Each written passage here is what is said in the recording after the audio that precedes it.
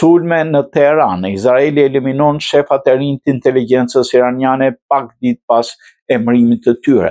Lufta në lindjen e mesme vazhdon të shkallëzohet, ndërsa Izraeli ka njoftuar se ka eliminuar disa zyrtarë të lartë iranian vetëm pak ditë pasi ata u emëruan për të zëvendësuar komandantët e vrarë në sulmet e mëparshme.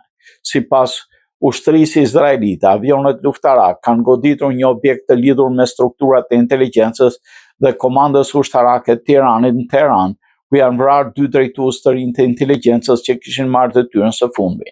Këto goditje janë pjesë e një fushate të vazhdueshme të Izraelit për të shkatëruar zinxhirin komandues të regjimit iranian. Në mesin e figurave të rëndësishme që janë vrarë në sulmet e fundit përmendet Abol Qasem Babayan, një nga drejtuesit e zyrës ushtarake të liderit suprem dhe pjesë e komandës emergjente Qatam al-Albiya, struktura që koordinon operacionet ushtarake të Iranit kohë lufte. Babayan u vranisun me ero në Teheran vetëm pak ditë pasi kishte marrë detyrën për të zëvendësuar një komandant tjetër të vrarë më herët nga Izraeli, që nga fillimi i konfliktit një seri sulmesh izraelite kanë goditur drejt për drejt elitën ushtarake dhe të sigurisë Iranit. Në valën e parë të goditjeve u vranë disa prej figurave më të fuqishme të regjimit iranian.